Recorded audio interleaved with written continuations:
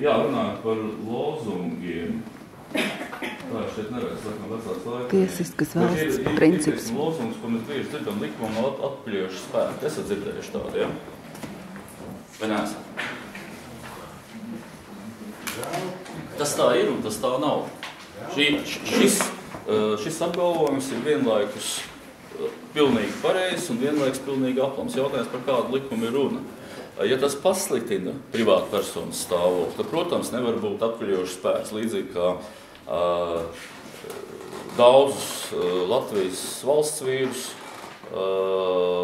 pēc okupācijas notiesāja, pamatojoties uz Krievijas Federācijas krimināla likumu, es tad nesaukšu tos pāns, es tiešām no galvas atceros, un notiesāja, un tas sastāvs bija, teiksim, dalība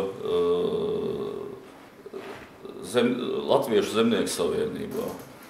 Tas, ka bija aizsargos, ja? Nu, un tad tur sakoja visu kaut kādas tur organizācijas. Pilnīgi absurdi tas ir, ja? Bet tāpat piemērs arī varētu būt likumam atpļiešu spēku, kad Saeimas juridiskā komisija un tā, kā tā otra komisija sauc, kas sēž augbeiniņos, aizsardzības vai kā vēl. Un ka viņi savā starpā nesaskaņoja katru savu projektu, ja? Un administratīvo pārkāpumu kodeksa sīkās zādzības izņēma ārā, krimināla likumā ielika iekšā pēc nedēļas, laikam, vai divām, precīzi neatceros. Un nācās pārtraukt krimināla lietas, arī tās, kas jau bija tiesvedības stadijā gadījumā, kāda bija, nācās izlaist ārā tos blēžus no arī no ieslodzījuma vietām, kur tur kaut īsti termiņu pavadīja. Un sanāk tā, ka tajā dienā, tās 2 nedēļas it kā varēja brīvi zakt. Tikai vajadzēja zināt līdz kādai summai. Nu, laikam jau tā gluži nebija, bet nu, šajā gadījumā labāks regulējums tam ir atpakaļojošs spēks. Ja? Personai labvēlīgāks ir atpakaļojošs spēks. Es ceru, ka tu atcerēsies visas tagad. Bet ir dažas lietas, teiksim, runājot par tādām tiesības valsts principu elementiem, ko es vienkārši paņēmu vienu vācu profesoru, kas man patrāpījās pie rokas kādīgi. Tikpat labi var ņemt kuru citu. Un katrs kaut ko drusku, kur vēl kaut ko pierakstīs klāt. Bet dažādās valstīs it kā atšķirās tā principu tvērums tikai tāpēc, ka ir lietas, kas, teiksim, Vācijā ir pašsaprotamas. Nevienam nekad nav vienāds prātā tās apspriest. Nu, nekad nav iedomājušies, ka tas vispār ir jāapspriež. Ja? Un viena no tām ir, teiksim, Latvijas visbiežāk un vairāk citētais tiesību filozofs Vācu Cipēlijus.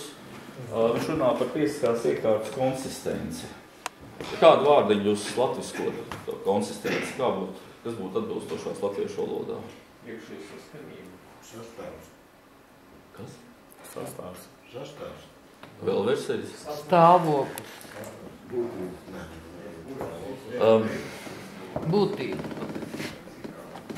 Tam vārdam ir daudz dažādas nozīmes. Visu, ko jūs sakat, jūs to vārdu tieši tā arī saprotat. Tāpēc varbūt reizēm ir labāk pārtulkot latviski arī citus vārdiņus.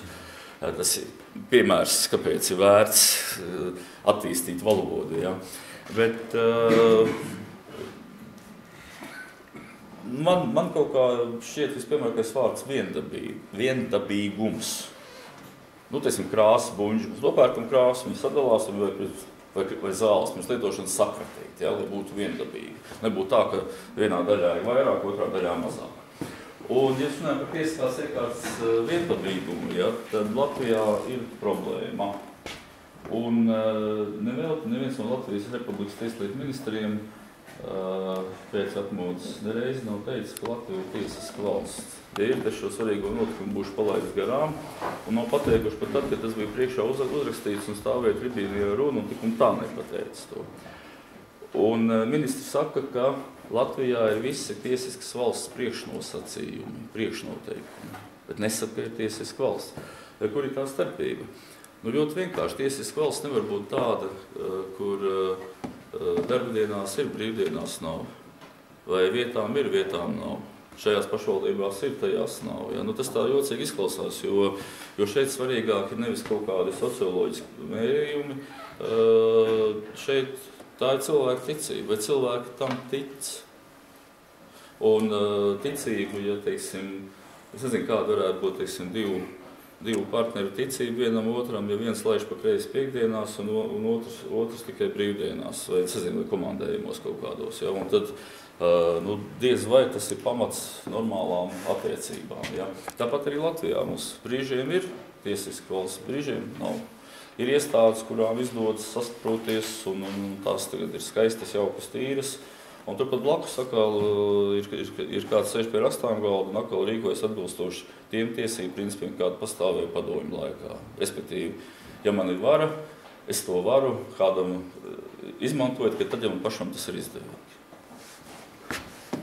Tā, tad viendabīgums un nepietiek ar to, ka vienmēr un visur ir jārīkos atbilstoši un tiesiskas valsts principam, bet vēl jāpagaida laiku, kamēr cilvēki to uzzinās un spēs noticēt. Vēl viena lieta ir, par ko Vācijā neviens nerunā un grūti iedomāties, es te pieminēju vienu autoritāti, nepietiek ar to, ka vispār obligātas tiesību normas izsludina, vajag arī cilvēkam pastāstīt, ko no viņa sagaida. Tas, ka uzreiz liek sodus virsū, uzreiz ķer pārkāpējus, tas nav īstais, metode. Tas nav veids, kā nodibināt šo uzticību. Cilvēkam jāsaprot, kas viņam ir jādara. Piemērs varētu būt, mums te kāds no vidē arī ir, piemērs varētu būt nodokļu likumi. Man ir nācies lasīt, tāpēc tu vādu maģistra darbu, tad tev jāizlas, kas tur ir, bet es teiktu, ka tie likumi ir, vismaz tie, kuriem esmu saskāries, viņi ir kā divas pilnīgi paralēlas nesavietojamas pasaules. Tad padomju laika teksti un klāt pielikti smukumam lieliem blāķiem izraksta normatīvā procesa. Bet zīlēt, kā ierēdnis to sapratīs, kuru piemēros, pilnīgi neiespējami. Labi vismaz, ka viņi sūta kaut kādas vēstules atgādinājumus un skaidrojumus šāds. Tā, tad jābūt ne tikai izsludinātiem, bet jābūt arī cilvēkam jāsaprot, ko īsti no viņa sagaida. Sociāli atbildīga valsts laikam būs ļoti gara iestāde. Tos tagad nerunāšu, tikai jāatcerās, ka šeit pieder arī kultūras iestāžu pieejamība, ko reizēm aizmirst. Nevar vienkārši operā vai teātrī biļešu cenu atbilstoši pašizmaksai un uzskatīt, ka viss ir kārtībā. Tā gadījumā nebūs ievērot sociāli atbildīgas valsts principus. Tā. Un šie 4 principi, ko mēs nosaucam demokrātija, tiesas valsts, sociāli atbildīga nacionāla valsts, šie principi dažādās kombinācijās met ēnu uz dažādām tiesību nozarēm un apakšnozarēm. Un, ja tā ēna iekrīt, daļa ēnas, tad mēs sakām, ka šo principu sastāvdaļa, tai daļā, ko attiecās šo nozari, ka tie arī ir tiesību principi, kas darbojas konkrētajā nozarē. Un šeit es mēģināju uzrakstīt, kāda tiesību principi, manuprāt, darbojas Latvijā valsts tiesībās, valsts organizatoriskajās tiesībās. Ja? Tas nav pamācošs uzskaitījums, tas ir piedāvājums diskusijai, var runāt par to, kādi ir šie principu nosaukumi, kas ar katru principu ir jāsaprot, un ir lietas, ko var tikpat labi pieskaitīt vienam principam, tikpat labi pieskaitīt citam principam. Tad vienkārši par to ir jāvienojās.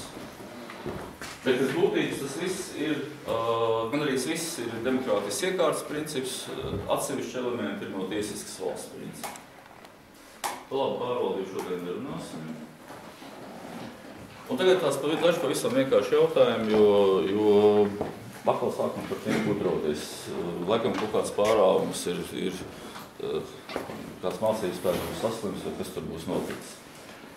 Kas īsti ir juridiskā personas? Ļoti atvainojos, ka es to stāstu no pašiem sākumiem, bet tas ir pilnīgi konkrēti apzināti mērķi. Kas īsti ir juridiska persona? Juridiska persona dabā nepastāv. Juridiska persona ir fikcija. To nevar savost, to nevar sačandīt.